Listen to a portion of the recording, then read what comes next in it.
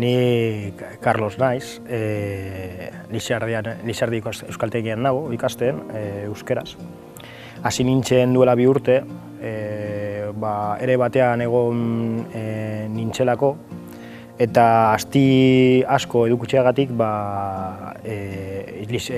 euskeraz ikasten hasi nintzen. Ez dut behar titulo horik, baina euskeraz hitz egin nahi dut.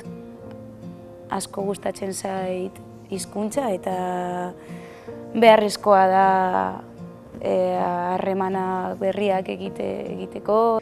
Nire aukera izan zen online ikastea. Betidanik ikasteko nahiko konstante izan naizelako eta orduan nire pertsonalitatearekin ondo zijoalako. Iaz pentsatu nuen, barnetegi batera joan behar dut eta gainera nire kuadrillakoak denak barnetegira joan zen eta kontatu zidaten oso esperientzia ona dela eta zergatik ez.